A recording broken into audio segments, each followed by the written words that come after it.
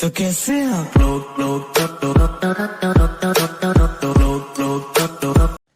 Hey guys, this is अमन अग्रवाल और आज video में हम बात करने वाले हैं बेसिक्स ऑफ स्टॉक मार्केट के बारे में। और इस वीडियो के एंड तक आप ये समझ जाओगे स्टॉक मार्केट क्या है, साथ में कि इन्वेस्टमेंट करना यार एक ऑप्शन नहीं है आज के दिन, वो एक नेसेसिटी है।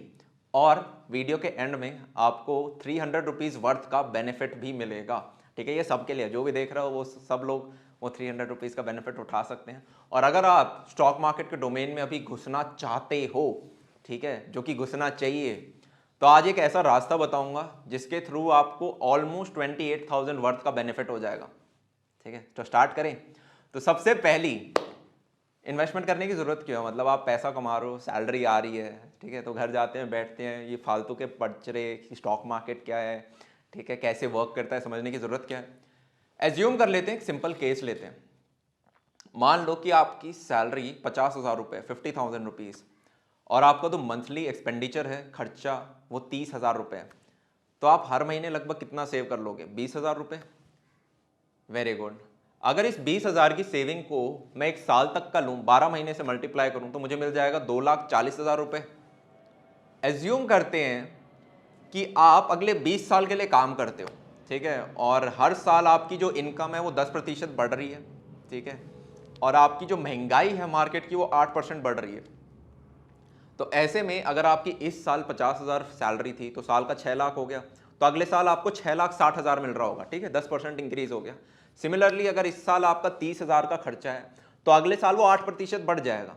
तो इस हिसाब से आपकी पहले साल की सेविंग कितनी हो जाएगी? 20,000 के हिसाब से 2,40,000, अगले साल की कुछ और होगी। और ये चीज अगर मैं 20 साल के लिए करूं तो आपके पास जो अमाउंट होगा सेविंग का वो लगभग 1.7 करोड़ होगा।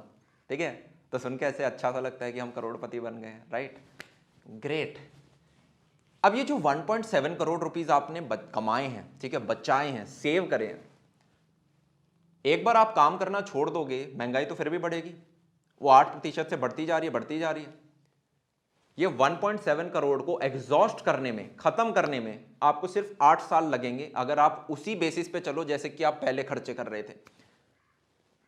तो जो भी आप करोड़पति थे, 8 साल बाद आपके पास जीरो बचा होगा। अब एक और सिनेरियो कंसिडर करते हैं।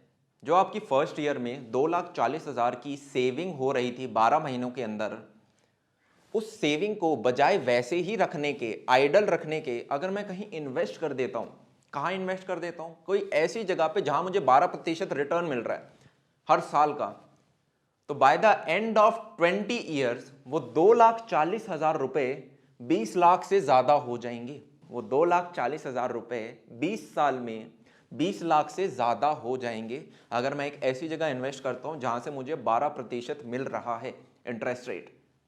चीज इंटरेस्टिंग लग रही है? अगर मैं हर साल का, पहले साल का 2,40,000 था, हर साल का एडअप करूं तो टोटल अमाउंट 20 साल में मेरा बनेगा 4.76 करोड़। तो एक जगह आप उसी पैसे का 1.7 करोड़ बना रहे हो, और वहीं पे थोड़ा सा दिमाग लगाया आपने, एक जगह इन्वेस्ट किया पैसा, और आपको 4.76 करोड़ मिल रहे हैं। कौन सा अच्छा लग रहा है? ठीक है, ये अच्छा लग रहा है। अब ये हमें समझ में आ गया कि यार पैसा इन्वेस्ट करना बहुत जरूरी है। ठीक है, मल्टीपल रीजन यार। एक तो इन्फ्लेशन बढ़ रहा है। इन्फ्लेशन क्या होता है? महंगाई का बढ़ना। इन्फ्लेशन क्या होता है? महंगाई का बढ़ना। पहले समोसा 25 पैसे में आता था, आज के दिन 10 रुपए में आता है, राइट? तो महंगाई बढ़ रही है।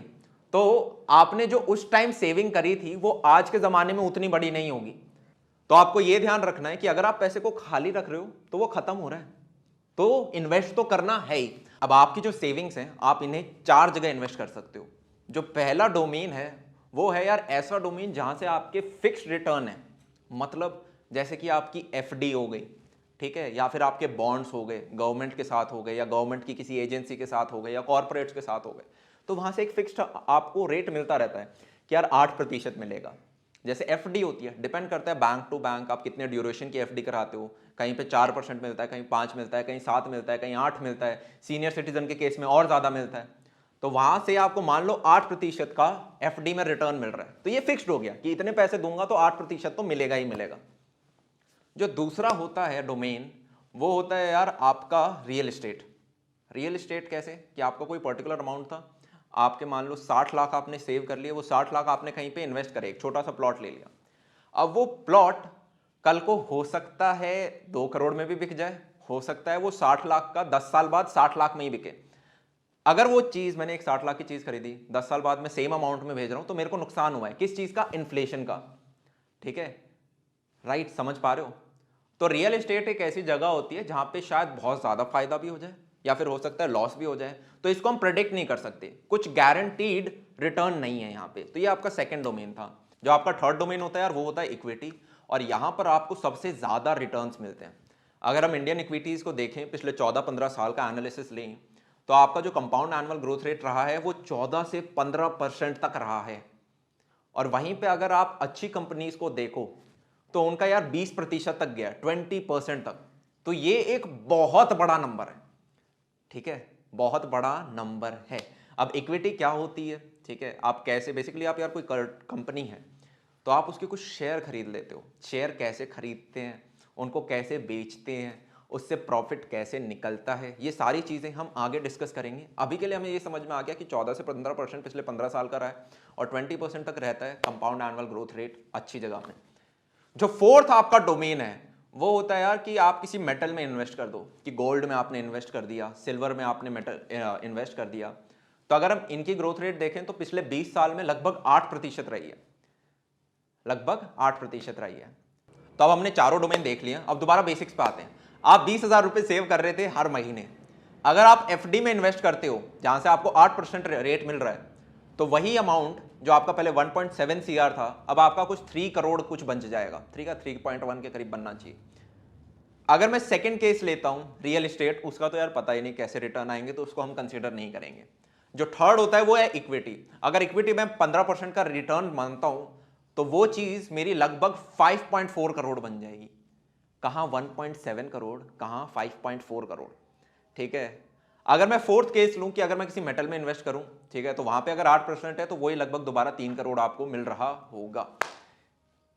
तो यहां पे सबसे ज्यादा रिटर्न जो आ रहे हैं वो आते हैं इक्विटी में। पर एक चीज का यार ध्यान रखना है, इक्विटी में फिर आपको दिमाग भी लगाना पड़ेगा। एफडी में होता है ना कि यार आपने पैसे लगा दिए तब भूल जाओ, घर चले जाओ, सो जाओ। ठीक है, तो वो जो एक्स्ट्रा 3 करोड़ का 5.4 करोड़ हो रहा है, वो एक्स्ट्रा 2.4 करोड़ के लिए हाँ थोड़ा सा दिमाग हम लगा लेंगे, कोई बात नहीं। और मैं बता दूंगा कि कैसे वो चीजें करती हैं, वर्क कैसे करता है ये पूरा फंक्शन। अब हम बात करते हैं स्टॉक मार्केट के बारे में। स्टॉक मार्केट क्या होता है? जैसे यार आपका सब्जी का मार्केट होता है, कपड़ों का मार्केट होता है, वैसे ही आपका स्टॉक का भी मार्केट होता है। वहां पे क्या मिलते हैं? आप कंपनीज के इक्विटीज खरीद सकते हो। एक एक्स कंपनी के मुझे वाई शेयर्स खरीदने हैं तो कहां जाऊंगा? स्टॉक मार्केट में जाऊंगा। ठीक है, या सेल करने हैं तो कहां? स्टॉक मार्केट में। ये सारी ट्रांजैक्शन कहां हो रही होगी? स्टॉक मार्केट में हो रही होगी। ठीक है, ये चीज समझ में आ गई।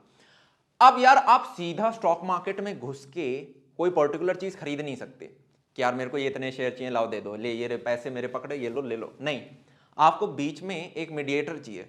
ठीक है, और उसका नाम होता है स्टॉक ब्रोकर।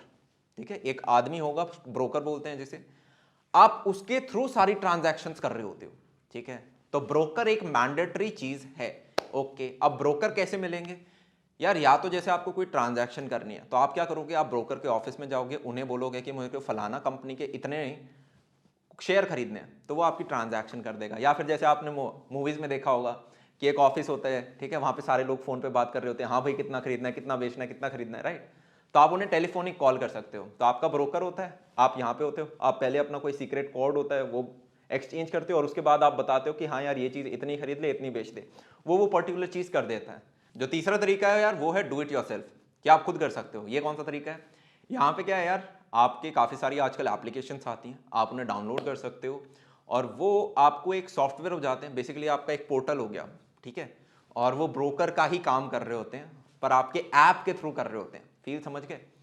तो मतलब हमारा सारा काम कम हो जाता है, आप घर बैठे बैठे सारे के सारे ट्रांजैक्शंस, ट्रेडिंग कर सकते हो। तो ये 3 तरीके होते हैं, हमें तीनों के तीनों समझ में आ गए हैं। जो तीसरा तरीका है उसको मैं इलैबोरेट करूंगा क्योंकि वही चीज है जो कि मेजॉरिटी ऑफ लोग हम कर सकते हैं। ओके, अब जिस तरह से यार रियल लाइफ में अगर मैं कोई प्रॉपर्टी परचेज करता हूं तो उसके पेपर बनते हैं कि ये एक्स प्रॉपर्टी अब मुझे बिलोंग करती है। सिमिलरली जब आप स्टॉक मार्केट में कुछ शेयर्स खरीदते हो तो उसका पेपर वर्क होगा ना कि अब ये शेयर आपको बिलोंग करते हैं, कुछ पेपर वर्क होगा। तो 1996 से पहले तो असली में पेपर वर्क होता था, ठीक है, ऐसी टाइप होती थी चीजें कि this now belongs to me. 1996 के बाद डीमटेरियलाइजेशन हुआ है, ठीक है, मतलब कि जो भी पेपर वर्क था वो अब सब डिजिटल हो गया। जितनी भी आपकी रिसीव बनती थी सारी की सारी अब डिजिटल हो गई हैं। और इस डीमैटेरियलाइजेशन को शॉर्ट में डीमैट भी बोला जाता है, DEMAT, डीमैटेरियलाइजेशन, मतलब पेपर यूज नहीं होता। अब ये डीमैट अकाउंट होना बहुत जरूरी है। What is a demat account? Demat account होता है, देखो बेसिक्स है, स्टॉक ब्रोकर नेसेसरी है, और दूसरी चीज जो रिक्वायरमेंट है, मैंडेटरी है, वो है आपका डीमैट अकाउंट। वहां पे क्या होगा, मान लो स्टॉक ब्रोकर के थ्रू मैंने इन्फोसिस के कुछ शेयर खरीदे, ठीक है। अब ये जो ट्रांजैक्शन हुई है, इसका जो बिल है, सरल भाषा में, ठीक है, बोलूं मैं तो ये कहीं सेव होना चाहिए ना। ये कहां होगा, जैसे तिजोरी होती है तो आप उसमें अपने इंपॉर्टेंट कागजात रखते हो ना, तो डीमैट अकाउंट आपका एक तरह से डिजिटल तिजोरी हो गई। फील आ गई? अब समझ में आ गया, राइट। तो ब्रोकर के थ्रू आप सारी की सारी अपनी ट्रेडिंग कर रहे हो, और वो सारी ट्रेडिंग का अकाउंट आपके डीमैट अकाउंट में जा रहा है। अब ये जो डीमैट अकाउंट है, जो कि मैंडेटरी है, नेसेसरी है, ये इसके यार कुछ चार्जेस होते हैं, 600 रुपए। पर अच्छी बात यह, आज मैं एक ऐसा तरीका बताने वाला हूं जिससे कि आपके 600 रुपए नहीं लगेंगे, ठीक है, नहीं लगेंगे। ग्रेट, आगे कंटिन्यू करें।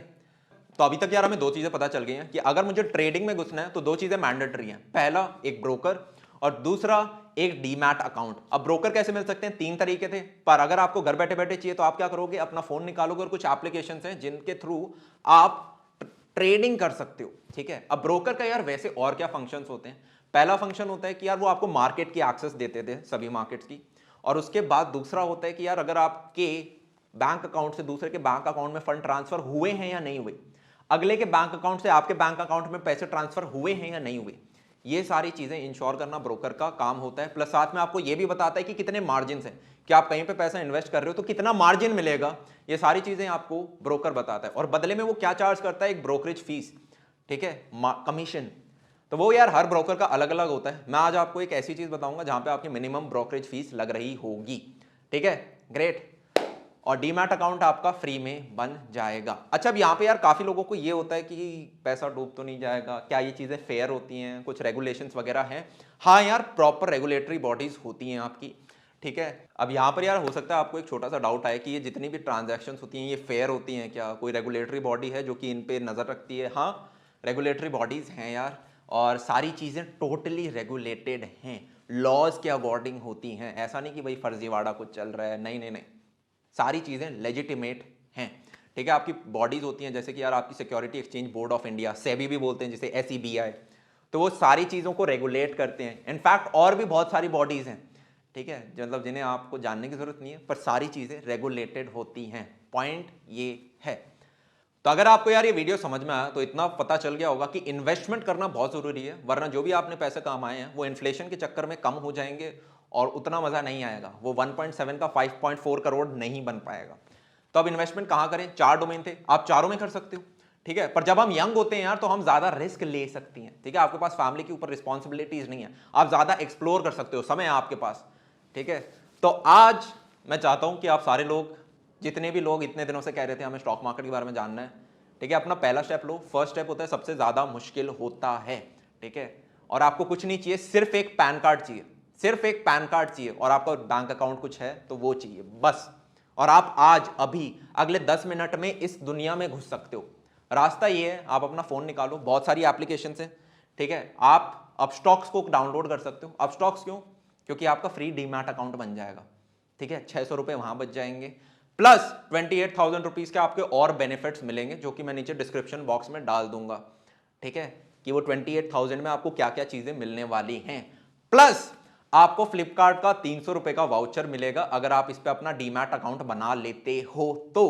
प्लस ये आपका प्ले स्टोर पे हाईली रेटेड, सबसे ज्यादा रेटेड ऐप है, ठीक है, जिसके रिव्यू सबसे ज्यादा अच्छे हैं, 1 मिलियन प्लस डाउनलोड इसके हो चुके हैं।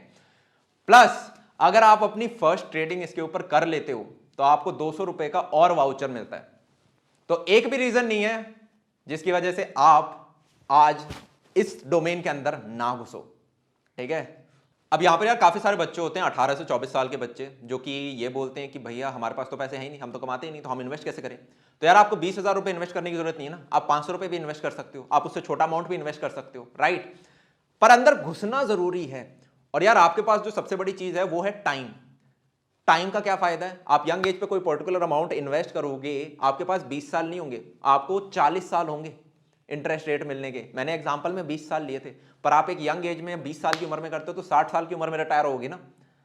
तो इस चीज का फायदा उठाना है, छोटे से स्टार्ट करो, आप रिस्क ज्यादा ले सकते हो और लर्न करोगे यार, सीखोगे।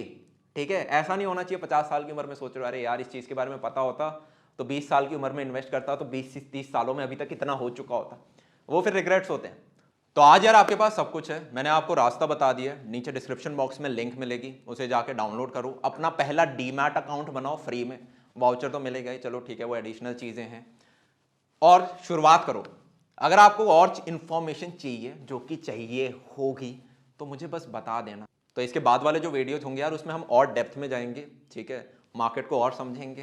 तो यार एक बार अपस्टॉक्स डाउनलोड करने के बाद अगर आपको कुछ इशू आ रहा है कि भाई डीमैट अकाउंट बनाने में या फिर अपनी अकाउंट डिटेल्स कैसे डालें, तो उसके लिए यार यूट्यूब पे काफ़ी सारे वीडियोज बन रखे हैं, आप उन्हें जाके देख सकते हो। मेरा ऑलरेडी बना हुआ है तो इसलिए मैं मतलब आपको नया बना के नहीं दिखा सकता, क्योंकि हर आदमी का सिर्फ एक ही बनता है, राइट। तो आप उनको रेफर कर सकते हो। और अगर आपको यार वो फ्लिपकार्ट का वाउचर चाहिए तो उसके लिए ये रेफरल कोड यूज़ करो, अपस्टॉक्स 500, तो 300 आपको पहला डीमार्ट अकाउंट बनाते ही मिल जाएगा, और उसके बाद फर्स्ट ट्रेडिंग पे 200 रुपीज़, और इस्तेमाल करो। तब तक के लिए see ya, have a good day and bye bye.